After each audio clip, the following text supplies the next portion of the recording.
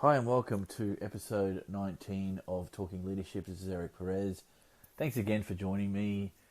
We're about to head into the program and to have a chat with another fantastic guest by the name of Heidi Mumme. But before we start the chat with Heidi, I'd just like to throw out another great thank you and much appreciated to Sydney Fish Market for its support of the podcast and the content being created. So let's head off to the show. And before we switch over to Heidi, I just want to go through and give you a bit of a background to her. And so she's currently a director with Mi-Fish Consulting Pty Ltd. She is currently the vice president of the Women in Seafood Australasia, formerly WINSIC. She is a facilitator with Effectus, a leadership development organisation with Jill Briggs and Co. And I'll shout out to Jill. I hope you're well.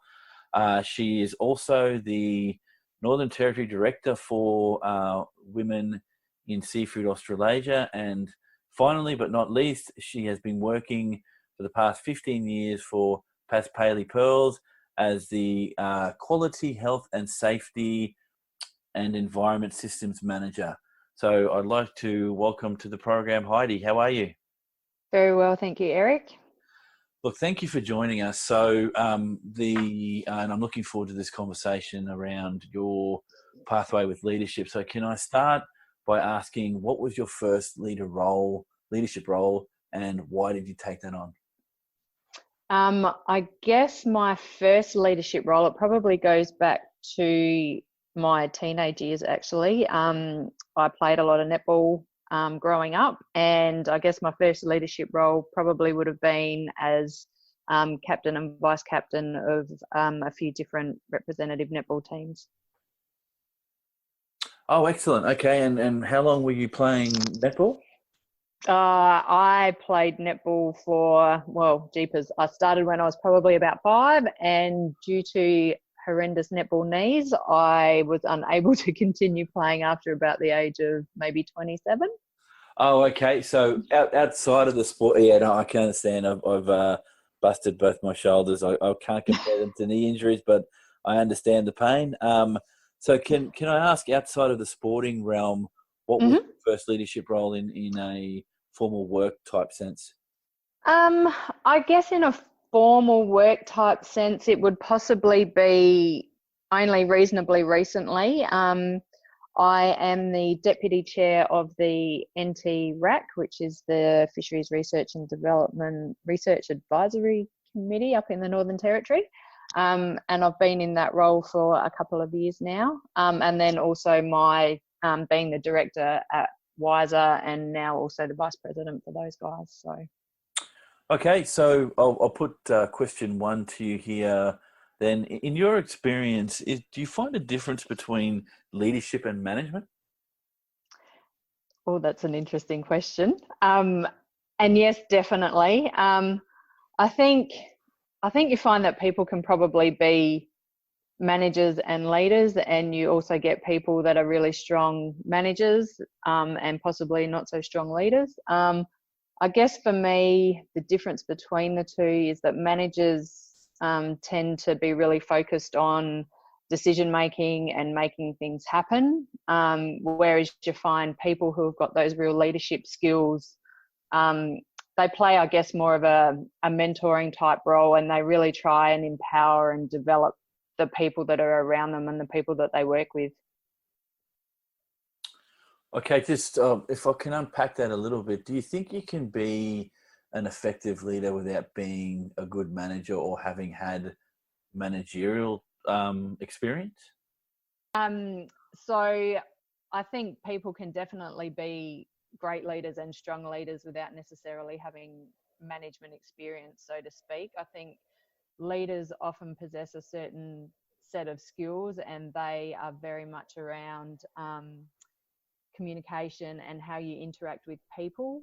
I think leaders have to have really open and honest relationships with the people that they work with, and I think that just builds really great relationships. And that can vary. I think the mentoring side of things is really important in a leadership. And there was one thing that I got told at a very early stage in my career, and it's that by building a really strong team around you, you need to see other people's strengths as complements to your weaknesses potentially, and that you should never feel like there's a threat between you and the people you work with. It's all about building and developing those skills and relationships. Oh, excellent. That's quite a positive way to look at that. So here's something that every person that I've interviewed today has given some interesting perspectives on, and I'm sure you've got a perspective on this as well, that leaders make mistakes. So how do you engage with an error or a mistake that's attributed to your leadership? I guess I've always thought of mistakes as an essential part of learning, although they are quite awful at the time potentially. I guess the thing that you need to appreciate or get your head around most of all is how you actually then go about and deal with the mistakes that have been made. I think it's really important to acknowledge that you have made a mistake. You need to be able to own that fact, and not sort of lay the blame on anyone else, but then also look at ways of fixing it and doing that as soon as you possibly can. Brilliant. So again, not to dwell on too much of a negative here, but the next question's around what do you perceive in your as part of your experience is the most difficult part of being a leader? Oh, that's always an interesting one too. I think the most difficult thing about being a leader is having to deal with a variety of different people and personalities. They all potentially have different priorities and different points of view. And I think it's really important that you need to try and get everyone on the same page. It may not always be how everyone perceives it's going to turn out, but I think one of the most important things is being able to get everyone to understand all the different points of view that people may have, but then most importantly, trying to get them all to see a common way forward. Thanks for sharing that. And it's I guess me not having the grey matter of all of my guests, including yourself, so I tend to take a little while to learn things. But one thing that's come in quite strongly on that particular topic area is that the most difficult part of being a leader is dealing with the people that you're working with. So dealing with those people can be the most awe-inspiring part of being a leader, but it can also be the most difficult part about being a leader. So in your travels, and just as an extension to that question, did you learn from another leader or someone else that mentored you about how to deal with people in the work setting? Is that something you actively sought? I think I've been particularly lucky in that I've had a number of people who I've been heavily involved with throughout my career who have mentored me definitely and provided me with a lot of guidance. But especially when you're dealing with people, there's only so much of that you can kind of learn, I guess, from other people. It really is about assessing the people that you are dealing with at the time, understanding, their views and priorities, because more than likely they're quite different to your own, and then, just being able to piece it all together. So I think there's probably a bit of both.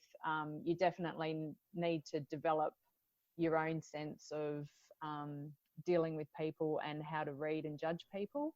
But then also you can sort of get tips and learn from those people who provide you with mentorship during your career as well. So Heidi, how do you measure success as a leader? Oh, wow. I guess there's probably lots of different ways you can measure success. For me personally, I think it's probably more to do with the growth of colleagues and people that I work with, and how I perceive my interactions with people. For me, that's really quite important. I think having an open and honest relationship with people puts you in a really good position to do that. Then there's always the obvious things. You've got all your milestones and task goals and things that you have to aim for and achieve. But for me personally, I think it's more about those interactions with people, seeing people that you work with develop and grow. That's probably most important for me.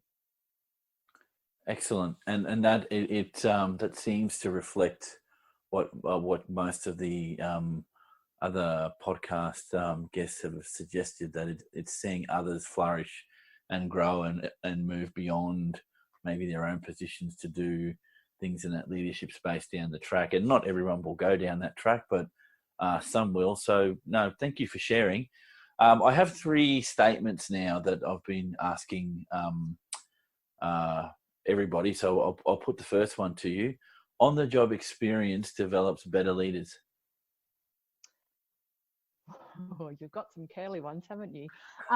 Okay, so yes, I do believe on-the-job experience is really important. I think especially because you need to know who and what you're working with and dealing with. And I guess too, I think that whole trust and communication thing is really important. So for me, being on the ground gives you that ability to gain that trust and understanding, particularly from, an operational or a logistic point of view, rather than being seen as someone who's potentially just sitting up in an office or whatever. You can be out there on the ground and learning, from the guys and girls who are doing the job on a daily basis. I think that's really important. Excellent. So next statement, formal education helps to develop better leaders. I have heard a few of the previous podcasts, and I'm going to be one of those who kind of sits on the fence with this one a little bit as well, only because I think it's a bit of both. I think you can definitely gain a lot of tools from formal education. Upskilling is important no matter what level you're at in your career. And I think you can always learn a lot from other people. So even potentially if you're sitting in a program or a course and you may think you've heard it all before, some of the comments or the interaction that you have with the other people that are participating in the course can be just as valuable moving forward and in your own personal growth. I think the formal education, particularly in the leadership space, can also really make you take a good look at yourself and understand your own personality traits and things like that a lot more, which gives you a whole nother set of skills and tools that you can use in that leadership space. So that's probably my thoughts on that one. And finally, and this one's also generated some interesting responses. Leaders are born, not made. Well, I think that certain people are born with certain leadership characteristics. However, I think that leadership skills are definitely developed through your experiences and they can be developed over time. I think your interactions with others and how those relationships developed are a really important part of being a leader. So those are the things that you kind of learn along the way and on your journey. You're not necessarily born with those. So I would probably lean more towards you're not necessarily born a leader, no, but you may potentially be born with certain attributes of a leader. Okay, thank you. And that adds to that mix. And everyone's a little bit different on that question. I thought I was more around the leaders can be made, they're not born. But you meet some people in your travels in life and you think, wow, they may never have had formal training or any kind of development in leadership, and they're just exceptionally good leaders of people. And absolutely that Xbox or what's in that black box, that's always the the focus of those that are, you know, conducting leadership training and those in the research field. So, and I'll segue into what I'm doing. So I'm looking at leadership development at the moment from the lens of strategic thinking and foresight being some of the most critical key components of leadership capabilities into the future for leaders, particularly in the ag sector. What's your views on those two capabilities? And like I've said to other people that have taken on these podcasts with me, I'm not asking for agreement with the statement. I'm just wanting to test sort of what are your views on those two leader capabilities? Yep. I definitely think both of them, strategic thinking and that foresight, are really quite important leadership qualities. Particularly from my own personal experiences within the seafood industry, traditionally I think our industry is potentially quite reactive in nature. And I think it's really important that people within the industry develop those skills to shift towards being a little bit more proactive, so we're not necessarily just filling the holes that are appearing in front of us, but we're kind of able to get on that front foot and be a little more proactive. And I think that strategic thinking and foresight is a really important component of that, because without it, you're just reacting to what's put in front of you all the time, instead of having that ability to think forward a little bit more and, you know, get in front. Yeah. Okay. And that makes sense, I guess, in terms of what you might need into the future. But one particular capability area that's come up, and I think you've alluded to it, if not mentioned it outright in the discussion so far, is communications. The ability to communicate with those that you're leading is another critical component, and depends how you argue the point, be as critical, if not more critical, than strategic thinking and foresight, in as much as if you can't communicate with the people you're working with, how do you get them to some better future state, let alone describe what the pathway is going to be by talking to them about what your strategy looks like? Yep, absolutely. I think communication is absolutely critical. You know, leadership is one of those things that it's very dynamic and it's ever changing. The people that you work with potentially change on a regular basis. The people you interact with and build relationships is changing all the time. So being able to communicate effectively with a huge range of different people is really, really important. And I think possibly is quite underestimated as a skill and a characteristic to have. So thank you for sharing. And here's the last question I put to people. So what would you say to a younger version of yourself about being an effective leader, Heidi? Oh, wow. Hindsight's a wonderful thing, isn't it? I think probably to trust your gut feeling a little bit more.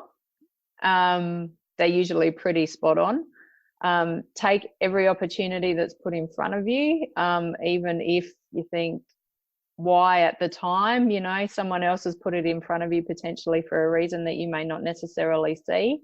But I think also another one would be not to judge people or situations too quickly, to actually sit back and take the time to understand what's in front of you before you sort of jump in headstrong. And I think that's probably one that I really think about a lot more these days. Excellent. And on that note, I would like to thank you, Heidi, for joining us today. Thank you for having me.